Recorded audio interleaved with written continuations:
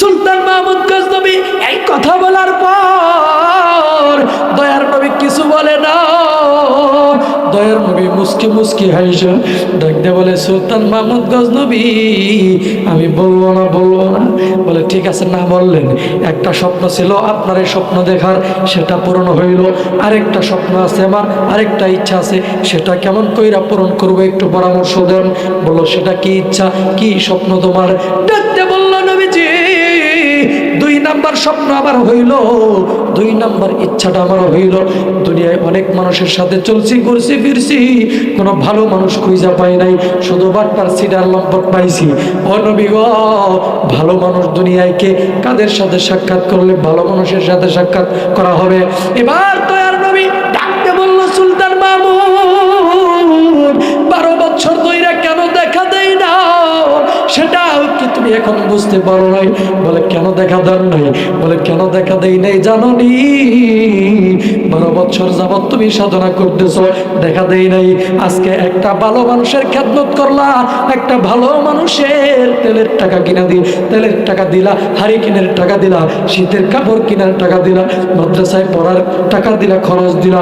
ওই ভালো মানুষের বদৌলতে, ভালো মানুষের দোয়ার বদৌলতে 12 বছর পরে আমি তোমার সামনে হাজির হইয়া গেছি। ও সুলতান মাহমুদ গজনবী, আমি তো দুনিয়াতে থাকতেই বইলা আসছি, খৈরুকুম মান তাআল্লামাল কুরআন ওয়া আল্লামা। দুনিয়ার মধ্যে যারা কোরআন শরীফ পড়ে এবং অন্যকে পড়ায়, তারাই দুনিয়ার মধ্যে সবচাইতে উত্তম মানুষ, শ্রেষ্ঠ মানুষ, সবচাইতে ভালো মানুষ। আরে সুলতান মাহমুদ গজনবী, ওই মাদ্রাসার ছাত্রই তো হইল ভালো। ভালো মানুষের আজকে একটু খেদমত করছো, ভালো মানুষকে আজকে একটু মেহমানদারি করছো, ভালো মানুষের মনের আশা পূরণ করছো।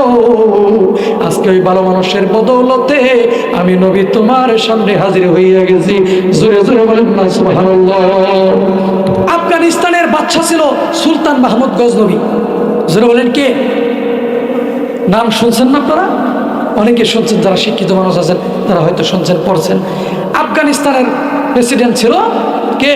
সুলতান মাহমুদ গজনবী রহমতুল্লাহ আলাইহি। অনেক শক্তিশালী একজন ইসলামী শাসক ছিল।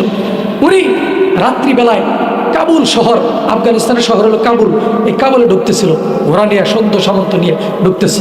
ওইঠেন না ভাই, গুরুত্বপূর্ণ একটা কথা বলতেছে, খুব মনোযোগ দিয়ে শুনেন। তো উনি ঢুকতে ঢুকতে যখন পৌরসভা পর্যন্ত পৌঁছে গেছে, দেখে ওই যে দেখবেন আপনার মধুপুর শহরে আনারস চত্বরের আশেপাশে রাত্রিবেলায় সরকারিভাবে লাইটের ব্যবস্থা আছে না? কথা বলেন, আছে না নাই? তো এই পৌরসভার লাইটের নিচে একটা ছোট্ট বাচ্চা মাদ্রাসার ছাত্র দাঁড়ায় দাঁড়ায় শীতে শীতে কাঁপতেছে আর কোরআন তেলাওয়াত করতেছে। যেরকম আল্লাহু আকবার, আর একটু যেরকম আল্লাহু আকবার। এবার সুলতান মাহমুদ গজনবী রহমতুল্লাহি আলাইহি ডাক দিয়ে বলল, তুমি কে? তোমার বাড়ি কোথায়? তুমি এইখানে রাত্রিবেলায় কেন শীতের মধ্যে কাঁপতেছো? আর এখানে দাঁড়ায় দাঁড়ায় কেন তুমি কোরআন তেলাওয়াত করতেছো? তোমার কি বাড়ি নাই? তোমার কি ঘর নাই?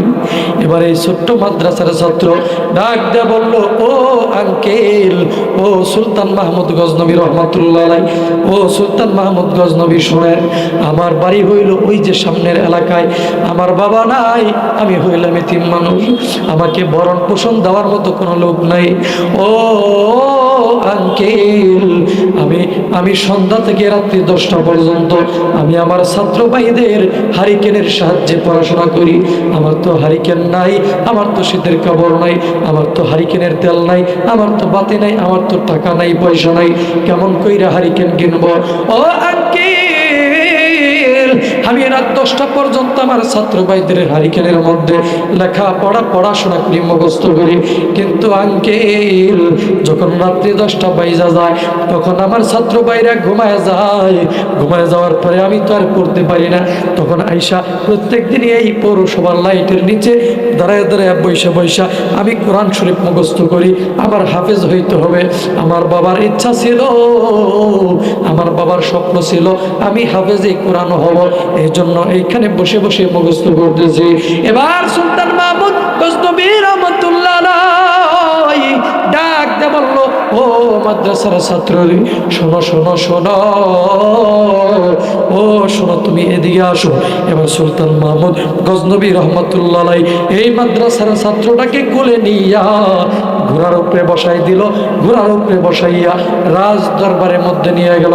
রাজ দরবারের মধ্যে নিয়ে যাইয়া সিংহাসনের মধ্যে বসাইল। বসাইয়া সুলতান মাহমুদ গজনবী রহমতুল্লাহ আলাইহি এই ছোট্ট মাদ্রাসার ছাত্র কপালের মধ্যে একটা চুমু দিল। যেরকম আল্লাহু আকবার।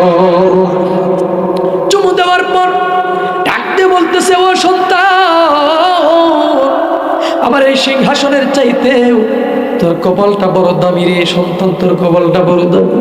তোর কপালের মধ্যে চুমু খাইলাম, এখন বল তোর কি লাগবে।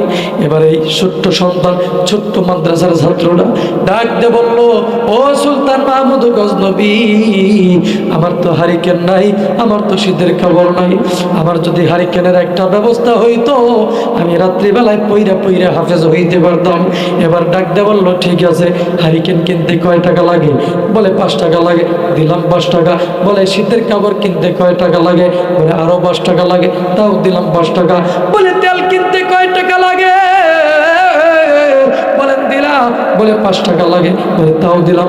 বলে যত টাকা লাগে তোরে দিলাম। পুরা 1 বছরের খরচ কত লাগে? এত লাগে। এই খরচ সমস্ত টাকা পয়সা সমস্ত খরচ পাতি দিয়া একটা তহবিলের মধ্যে, একটা ব্যাগের মধ্যে বান্দা কোমরে বান্দা দিল। ডাক দিয়ে বলল, ও মাদ্রাসার ছাত্র শোনো, আমি তোমার যা লাগে সব দিব।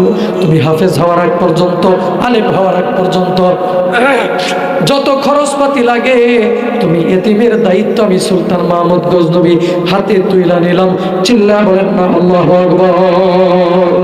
এবার সুলতান মাহমুদ গজনবী রহমতুল্লাহ আলাইহি ডাকতে বলল, ও মাদ্রাসার ছাত্র রে, আমি তোমার কাছে 2টা দোয়া চাই।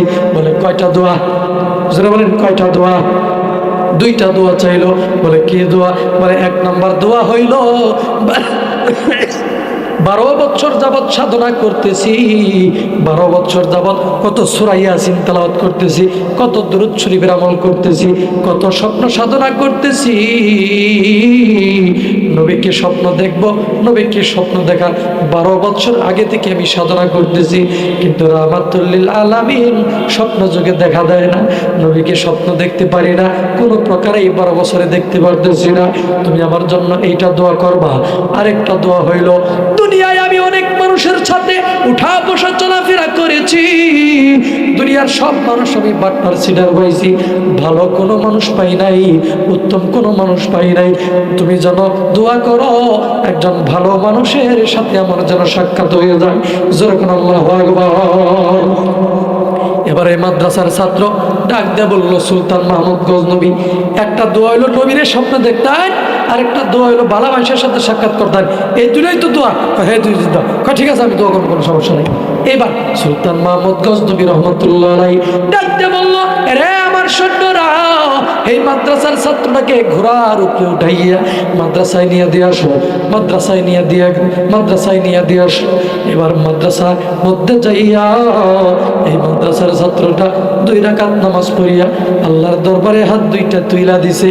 এদিকে সুলতান মাহমুদ গজনবী ঘুমের ঘরে চইলা গেছে।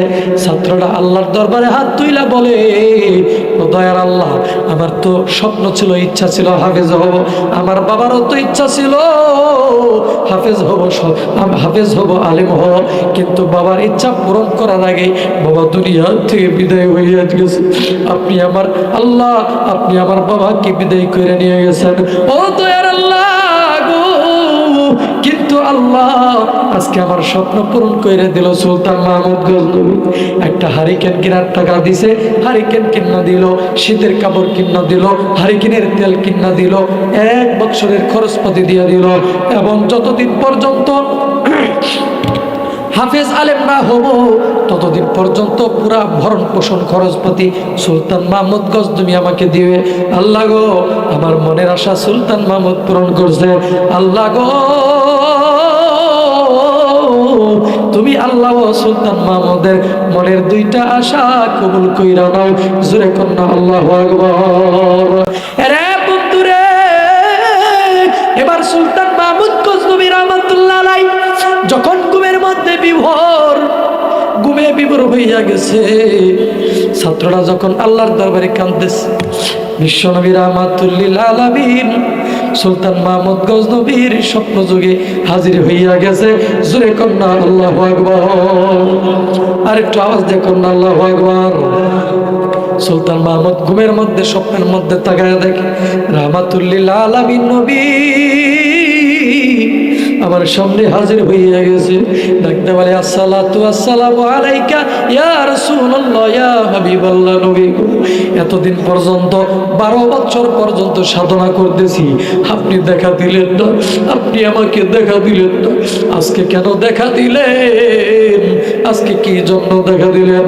সুলতান মাহমুদ গজনবী এই কথা বলার পর দয়ার নবী কিছু বলে না। দয়ার নবী মুস্কি মুস্কি হাসে ডাকতে বলে সুলতান মাহমুদ গজনবী আমি বলবো না। বলে ঠিক আছে, না বললেন। একটা স্বপ্ন ছিল আপনার এই স্বপ্ন দেখার, সেটা পূরণ হইল।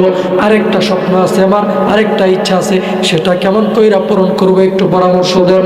বলো সেটা কি ইচ্ছা, কি স্বপ্ন তোমার? ডাকতে বলল নবীজি 2 নাম্বার স্বপ্ন আমার হইল, 2 নাম্বার ইচ্ছাটা আমার হইল। দুনিয়ায় অনেক মানুষের সাথে চলছি, ঘুরছি ফিরছি, কোনো ভালো মানুষ খুঁজা পাই নাই, শুধু বাটপার সিডার লম্পট পাইছি। ও নবী গো, ভালো মানুষ দুনিয়ায় কে? কাদের সাথে সাক্ষাৎ করলে ভালো মানুষের সাথে সাক্ষাৎ করা হবে? এবার দয়ার নবী ডাকতে বলল সুলতান মাহমুদ 12 বছর ধইরা কেন দেখা দেই না? সেটা কি তুমি এখন বুঝতে পারো নাই? বলে কেন দেখা দেন নাই? বলে কেন দেখা দেই নাই জানো নি? 12 বছর যাবত তুমি সাধনা করতেছো, দেখা দেই নাই। আজকে একটা ভালো মানুষের খেদমত করলা, একটা ভালো মানুষের তেলের টাকা কিনা দি, তেলের টাকা দিলা, হারিকেনের টাকা দিলা, শীতের কাপড় কেনার টাকা দিলা, মাদ্রাসায় পড়ার টাকা দিলা, খরচ দিলা। ওই 12 মানুষের বদৌলতে, ভালো মানুষের দোয়ার বদৌলতে 12 বছর পরে আমি তোমার সামনে হাজির হইয়া গেছি। ও সুলতান মাহমুদ গজনবী, আমি তো দুনিয়াতে থাকতেই বইলা আসছি খৈরুকুম মান তাআল্লামাল কুরআন ওয়া আল্লামা। দুনিয়ার মধ্যে যারা কোরআন শরীফ পড়ে এবং অন্যকে পড়ায়, তারাই দুনিয়ার মধ্যে সবচাইতে উত্তম মানুষ, শ্রেষ্ঠ মানুষ, সবচাইতে ভালো মানুষ। আরে সুলতান মাহমুদ গজনবী ওই মাদ্রাসার ছাত্রই তো হইল ভালো।